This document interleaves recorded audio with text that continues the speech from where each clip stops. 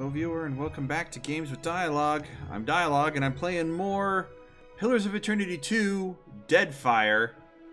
Last time we finally finished up with Port Maget and got our ship fixed up and left. So this time I'm gonna see if I can't hire any more people in Port Maget because I came back actually. See if I can't hire any more deckhands. And then we'll be off. We also got a new companion, that little Orland, blue Orland over there on the left, but I don't like him. He's a foul-mouthed little runt, and I've got Vox Machina. What do I need with him? If we're going to have a foul-mouthed little runt, we've got Scanlan. I kid. Alright, I also want to swap out my team, because I'm not happy with who I've got so far. Arena, okay. Eld, we've got Rum Dum, and where is my... there he is. Okay, apparently I can't use my party, my team members, to do anything, but maybe we can hire some people here. So we're gonna go back to the Kraken's Eye, because I know you can buy party members or adventurers, but you think it's smart giving the Juan all these guns? Why not? Well, just they might use them on each other, most likely. With only 400 gold, I'm a little worried. Kicking, eh? Crew members, there we are. People looking for passage out of here. Let's see if any of them catch your interest. Oh yeah, okay. Novice navigator, novice deckhand. I have a spot for a deckhand. Cannoneer, helmsman, cannoneer. I already have a helmsman. Let's see. Daily wages, 1 gold. Daily food rations, 1. Cost to hire, 0. Excellent. We will do that. Let's see who else. Navigator, deckhand, that would be helpful. Helmsman, cannoneer. Surgeon, deckhand. She costs 2, though. So does he. Navigator, deckhand, I could use. Surgeon, deckhand, I could use. Cannoneer, deckhand, I could use. Helmsman, I don't need. Let's go with the navigator. Sure. Okay. Let's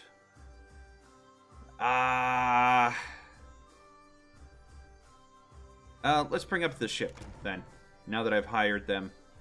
What is this? Surgeon, navigator. All right. Well, we've got a navigator now, or I should. Oh, they stuck her in that. No. There we are. And I should have a deckhand somewhere. Where'd you go? Cannoneer. That's fine. He can be a surgeon or a cannoneer. That's fine, too. Irina's hurt, so maybe I do want to bring in my surgeon. Okay, so I need to hire one other person. A deckhand and a cannoneer. That's fine. Come here. Still kicking, eh? Hire crew members. People looking for Right. I need a deckhand. I need a... So I'll take her. Fine, she can fill both spots. And then I can have Eld go back to what he was doing. Or I can have her go back to what she was doing. I'm gonna have him go back to cannoneer, and I'm gonna have her go to surgeon, at least until Irina gets caught up. Okay, and party kicking, management. Eh? What'll it be? Let me see what you have. Party management. I want to get rid of Keyleth so I can bring in. On your side? Just come to me. Do I want Pike? You know, I can ask around. Do I want Aelith or do I want Gilmore? You know, I'm gonna bring Aelith. I like him. And he's a story character, so I get some... so I get some voice acting for the game. I can build a reputation. Build some camaraderie. Yeah. But then I've got a problem where I don't have Pike. But I'd have to get rid of Scanlan if I had Pike. This is fine. I really want to bring Gilmore, but I also want to bring Aelith. I'll get rid of Aelith and bring in Gilmore. Sure. Sure. Just for the time being. Until we find our next port and our next quest line. He'll be fine. Plus he can level up, so I get to add more spells to him. Alright, let's head back to our ship and get the heck out of Dodge. Let's level up first. What am I going to give you, though? Arcana, Athletics, Stealth. We need some stealth for everybody. Insight, Metaphysics. More Metaphysics, sure. And then a spell. To weapon style. I could give him dual wands. I still haven't decided against that. Let's see. What's a good one here? That is range 10 meters. Each time they receive damage. Necro Lance. 10 meters. Arcane Veil. Webbing. Immobilizes targets. Fire Ray. Always good. Always good to have. And then another... I think maybe I should give him a shield. Maybe a big shield? It does affect accuracy. Significantly reduces incoming ranged weapon damage, as well as damage from attacks that target reflex. While active, you are unable to move. But it would protect him from ranged attacks as a wizard. I'm going to take it. I don't know if I'll ever use it, but I'm going to take it. Okay, and then Grog. Let's see. Athletics, Stealth, Alchemy. I'd like to give him some explosives, maybe. Let's give him Alchemy. No. Let's give him Athletics. That'll help heal him up with that second wind ability. And then streetwise, Survival, History, Intimidate. Let's go Intimidate. And then weapon and shield we're not gonna use. 2 weapon we're not gonna use right now. +1 enemies engaged. Yeah, let's take that one. Plus a little bit extra defense. I'm okay with. Another 2-handed weapon. Whoops, that's not what I... Direct your strikes toward the body, dealing less damage but lowering fortitude. Nah. Leave yourself vulnerable to make powerful driving attacks. Gain penetration at the cost of deflection. Yeah, I think... Or I could have him 2-hand things. Deal less damage but lower reflex on hit. I'm going to give him that one, I think. Yeah, I'm going to give him that one. He can... Yeah. I like that. If he 2-hands it, if he dual wields... Then he can afflict them with both. Let's see. By sea. Accept. Alright, where are we going? That's the question. Do I head straight for the next port? Or do I sail around for a little while?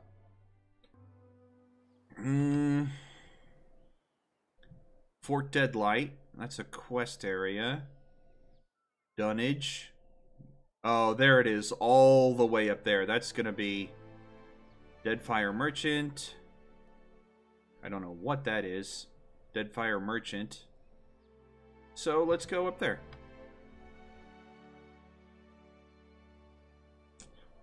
No, maybe not. Let's look at the thing. I want to know how...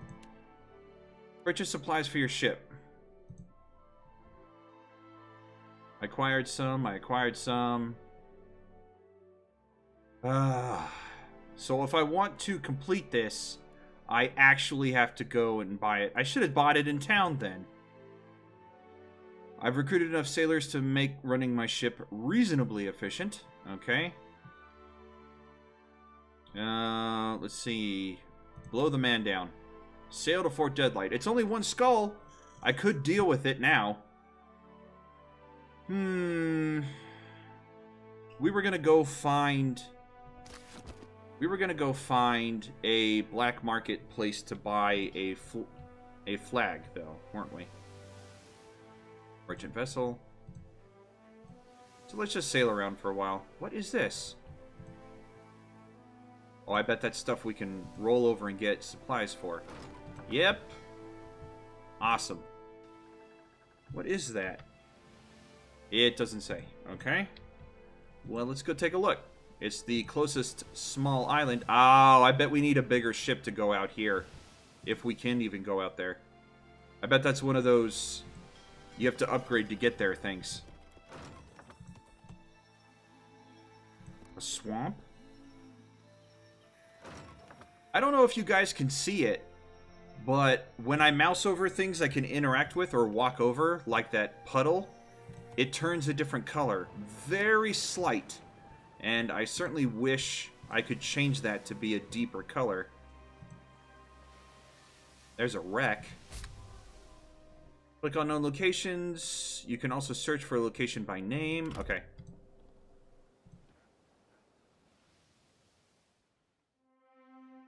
You're sailing past a reef when little Luca shouts out, pointing to port. That must be one of the ladies I hired, right? Yes. Okay, my novice navigator. There lists a ship stranded in the middle, perched on a narrow shoal. It tips and rolls with the passing waves. Hanging from its mast is a blue flag showing an image of a crescent moon sinking beneath the waves. Your crew gathers around, murmuring in low, excited voices. Bedul, I love this. This is fantastic. Thank you for adding that to the game. Bedul rushes to the railing. Captain, that's a gift-bearer ship. Oh, wait. Captain, that's a gift-bearer ship. No telling what sorts of treasures it's got. Rum-Dum Rigger notes. I can't do his accent. No. Gift-bearers carry sentimental junk, worthless stuff. No, that's a smuggler's ship. It's a classic disguise. Eld spits into the water. Then it's a stupid one. Gift bearers only visit landlocked settlements. That's a trap. Prepare a skiff. We'll have to row out and climb the hull. What was that about the gift bearers? I know what the... I've had to interact with them in the White March. Thoughts. Ready the guns. The cannoneers need to practice. Spyglass. Ooh. Ooh, I gotta get myself a spyglass. Prepare a skiff. You tie off on a snag of coral next to the wreck. The water is rough and the hull slick with brine, but you're able to find purchase between the shifting planks. You pull yourself up using bent planks and barnacles for holds. You've almost reached the main deck when a wave slams against the ship. You hear a crash from somewhere below as the vessel rocks. Your legs slip out from under you and your fingers dig into wet lumber. Success! Search for salvage. Oh, jeez. You find several crates of supplies and several more of assorted odds and ends. Handkerchiefs, bead, jewelry, cracked scrimshaws, a child's doll. Ammunition, awesome. Medicine, awesome. You think back to Rum-Dum Rigger's comments and wonder if they might have been a smuggler's vessel after all. Sure. Search for evidence of smugglers. Choose a party member. Well, that sucks. Scanlan's my best bet here, I think. Yeah. Frowning, Scanlan points out a series of scuff marks along the deck, as if the box of junk has been moved repeatedly over the same spot. You slide it aside and find a trapdoor underneath. Within rests a small chest brimming with golden scales. Oh, golden skellings. That's a denomination of money. Okay. 23 golds. How much? 12 copper. Great. Great. Scanlan whistles. Smugglers after all. Among the coin rests a small figurine of an imp, of all things. You have gained a Laughing Imp cameo. Is that a... I can summon an imp! Yes! I love those summon items. You load up your skiff. You load up your find onto the skiff and row back to your ship. And we earned 99 XP. Awesome. I'm going to put that on my character right away. Where is it? Right here? Where does it go? Oh, in my item slot. Right. That hasn't changed. I got a cape. Why haven't I been using it? There we go. Scanlan the man. Wouldn't pass up a cape. Was that all I earned? This freaking large shield. Who leveled up with the large shield? That was you, right? Deflection, but accuracy goes down. What is his accuracy? I'm sorry, I have to look it up. What is his accuracy? 6, so he'd lose 2. I'm okay with that. That's why I pumped it up so high for, first of all, so that he'd be able to lose some of it and not suffer. Yeah. Plus, I mean, he's using the rod, so it doesn't matter. Okay, let us continue on, then. Oh, wrong way. I'm actually going to try. Yeah, I can. Okay.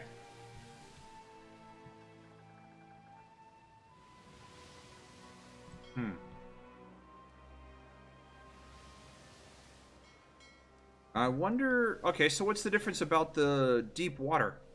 Working with injury, water... Oh, because they don't like water, right. Alright, so I don't understand the difference between the deep water. It might just be harder to sail through. Or it's just for looks. That's fine. Fanged straight. Let's F5 because I don't want to get into the middle of something that's going to kill me. And go check this out. The water darkens off the starboard bow of your ship, and jagged spurs and spits rise from the waves in the near distance. Raised voices carry from the helm. Let's see. Teotara marvel is near. Every sailor must see it once. Zanizi's hands are clasped together in urgent entreaty. But Bedol is clenching the wheel with white-knuckled determination. I don't care if it's Andra's salty bosom. We're not sailing through a reef. Bedwell notices you and relaxes. Captain, help me talk sense into Venizi. Venizi gapes at you both. And miss our chance? Sailors wait weeks for weather and seas this smooth. If you ever wanted to see the Teotara marvel, this is the time. Some of the other crew have gathered to listen, a hopeful shine in their eyes. What the heck is the marvel? It's supposed to be a grand sight, an ancient mystery. I haven't seen it myself. Eld nods. A graybeard I crewed with claimed to have seen it. Swore it brought him 10 years of good health and favorable winds. The other sailors murmur eagerly. Bedol sighs. Even if this marvel is close, there's no guarantee we'll see it by going through this reef. Do we have charts to guide us through the reef? Nods half-heartedly. They're patchy, but they'll do, assuming Bedwell can get us through. Chart a course around the reef. I won't risk damage to the ship. Take us through. The dead coral juts from the surface, grasping above like the legs of a spider, and the wind whistles as it passes across the jagged structures. Below the water, schools of fish flash among the brilliant reefs. Oh, God. Bedwell attempts to guide the ship through the reef, but with a shudder that rattles your bones, the vessel scrapes against the reef.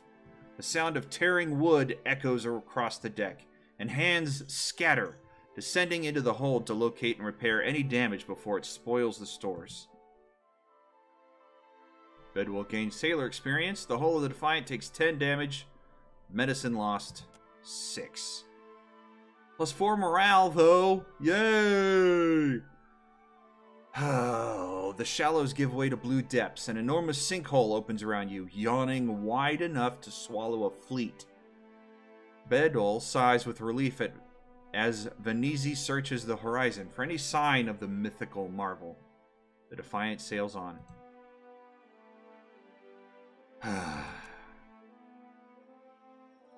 Well, that sucks. Dunnage, Fort Deadlight. Where it? Oh, I have to go there to buy the flag. Right. I'm going in the completely wrong way then. Back here.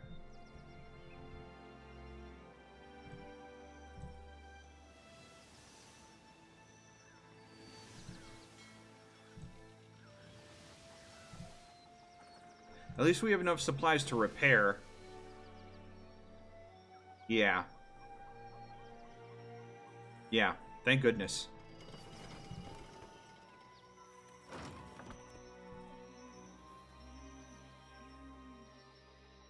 Okay.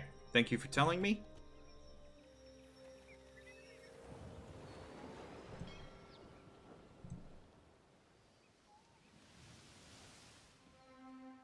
Oh, uh-oh. Uh-oh.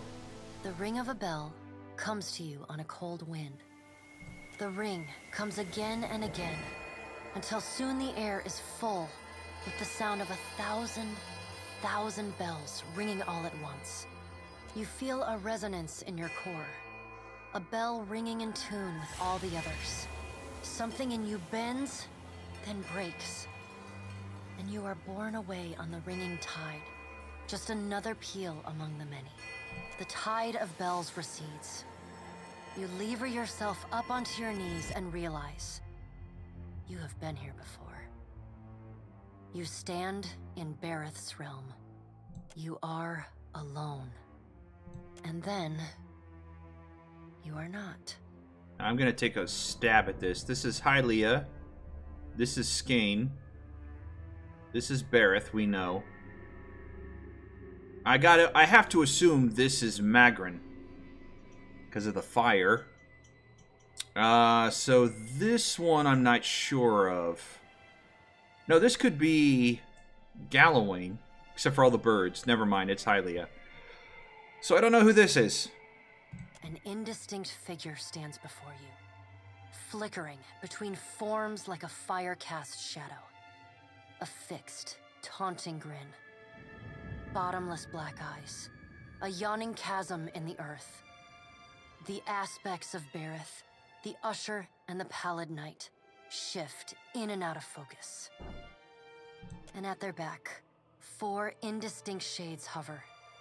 You feel an eternity stretch out behind each of them, reaching back to places so distant and yet so near you cannot comprehend their size. The shifting image of Bareth settles on the aspect of the Pallid Knight. Watcher. She intones. Her voice is the discordant clangor of gongs struck out of time. I tasked you to discover Aethys's intentions. Tell me what you have learned. Oh my god. Are you gonna manager me to death? Let me do what you tasked me to do. I will get back to you when I'm ready. I can't follow Aethys around if you're going to keep dragging my soul. Yeah, thank you. I can't follow Aethys around if you're going to keep dragging my soul into the beyond whenever the whim takes you.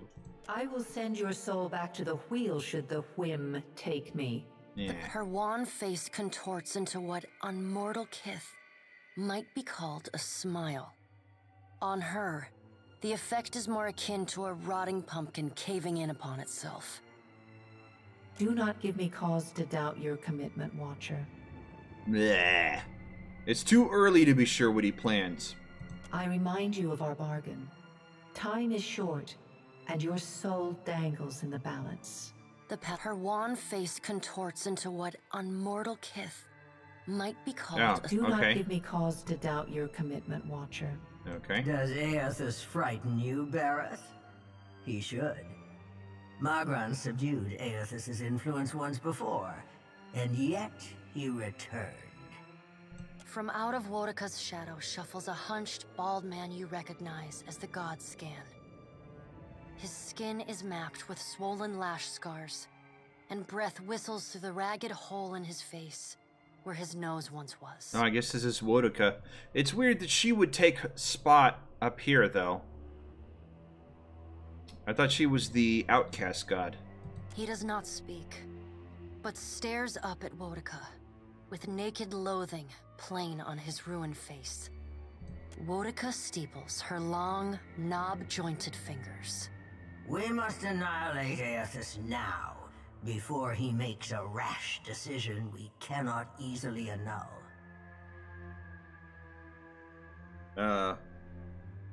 Announcer? Person? Narrator? Okay. She casts a sly look at the pallid knight from the corners of her eyes. A moon would do the job nicely. Wodika says, and grins. Given her relationship with the moon, I doubt Andra would approve of that plan. Wodika throws her head back and laughs. The sound is a dry, rasping bark. Andra could do with a new act. Her current one has grown rather stale. Where are the other gods? They see to their own affairs. You will speak to them in time, should you have the need. The figure beside the aspect of Berith flows forward in a swirling cloud of ash. The ash falls to the tiles and reveals a molten-skinned woman, leaning on a monstrous, wicked-edged broadsword. Magran's glowing lips curl in disdain. We must find a solution to the problem of Aethys that is neither do nothing, nor destroy the world. I acted in haste during the Saints' War. You will not goad me into doing the same now. To move against him while his plans are unknown would be the height of foolishness. We must find wisdom in precaution. Magran says. Sure, great idea. Can I go now? I don't care what you do. What kind of precautions do you suggest? I want that one. Magran looks at you as one might a wayward gob of spit on one's shoe. It is no business of yours what the gods decide. I mean, I'm doing your bidding, so I need to know what that is? Another of the silent figures steps forward, and the warm, golden light of a summer's afternoon spills across your face. Let's all take a deep, calming breath. Perhaps cooler heads will prevail. Behind Helia's words, you hear the soft coo of doves. Aethys has been separated from us for too long. Isn't it possible he intends only to gather enough souls to reclaim his realm in the beyond? He should be welcomed. You look up then into avian eyes. Through them, you see clouds of starlings converge and divide. Say nothing. Scan shuffles forward. Yes, yes. We should welcome Aethys' return to the fold. His gratitude we can leverage to cajole him into divulging his plot. Then, when he believes himself to be in our good graces, we do as Wodika suggests, and crush him into the earth. Scan licks the ragged edge of his lipless mouth and grins, then turns to Helia. I did not expect such a deliciously ruthless idea from you, Helia. I am impressed. Helia's feathered crest stands on end. You wretched little creature. Attempting to end Aethys will only make things worse. Your point is well made, little watcher. If self-evident, Aethys has not been known to possess a vindictive nature. Indeed, he has occasionally been magnanimous to a fault. However, if we push him to the brink of reason, there is no telling what he may do. He is, as ever, unpredictable. Something akin to fondness creeps into her voice. Say nothing. The pallid knight gestures for silence. Aethys cannot be killed, but he may be subdued. Yet to do so will take immense power and time. Both stand in his favor. Magran grits her black glass teeth. That is why we must ascertain his plans before he has the chance to put them into motion. She begins to pace. Her steps leave little trails of fire in her wake. Magran stops and balls her hands into flaming fists. Even if we manage to destroy his current form, there is the possibility he could return if he has not already absorbed all of his children. Absorbed his children? I don't understand. The pallid night casts a cold, cutting glare in Magran's direction. Oh, that was a secret you guys didn't want us to know, Magran huh? speaks too freely. That knowledge is beyond your ken, Watcher. Oh, God. Do something about Aethys, but we're not going to tell you everything you need to know. That need-to-know basis doesn't cut it when you're dealing with a god. Woedica waves the gods to silence. Aethys gathers strength. His strength is a threat to us. Her voice takes on a sharp, almost panicked edge. There is no sensible answer to the question of a resurgent Aethys other than decisive, final action. Oh... Say nothing. We will act when it is appropriate to do so, and not before. The pallid knight steps away from the half-circle of assembled gods. She pulls herself up to a great height. The words she speaks next come not from her mouth, but from all around you. Follow him, Watcher. The black of the pallid knight's irises expand until her eyes are as dark and cold as the void between stars. She bends down and brings her ghostly face level with your own. Your debt to me remains unpaid. I'll do what I can. I only do this because... We'll see about that. I'll do what I can. She stares at you, I don't want to piss them. Like a needle drawn to a magnet. You are pulled toward her one compulsory step at a time. I don't want to piss them off too much, because, I mean, they're still super powerful beings who hold my life in the balance in their hands. Helpless to resist, you tumble into her impossible eyes. You fall wildly, endlessly, unable to find your bearings or slow your spin.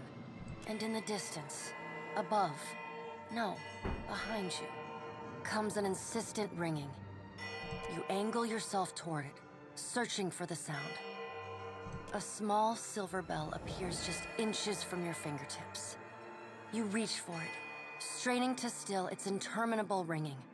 The moment you touch it, your soul slams into your body with all the force of a fall from the top of the sky. You blink open your eyes and find yourself on the floor of your ship's cabin, alone.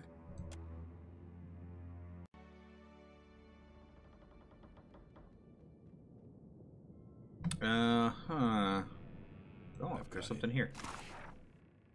Scroll of fire. Oh, there were two other... Nah, there are two other notes here. The seal upon this letter bears the tree and sheaves of wheat associated with the Rydrick line.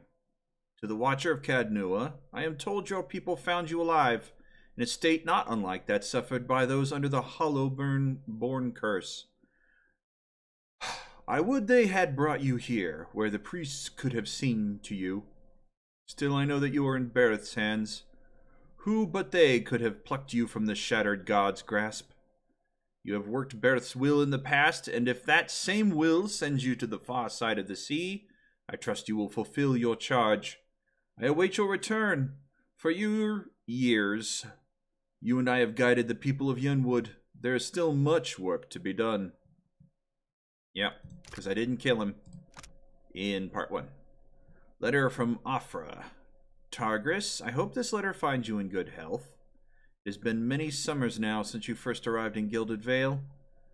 Much has changed in those years, but I will never forget the kindness you showed me. Wait a minute. Oh, this...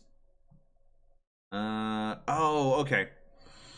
So in the beginning of the first game, you're helped by one of your caravan ladies, the guards. That's what the word I was thinking of. And her sister is Afra. So you go to Afra. She's pregnant. She's worried that her child's going to be born Hollowborn. And apparently that is not the case. He is strong and healthy and already so curious.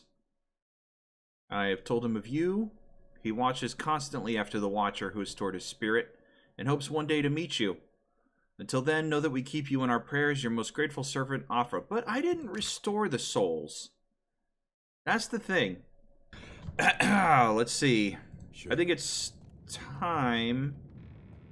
Yeah, that's a pretty short episode, but I think that's a good stopping point for here. Thank you everyone for joining me.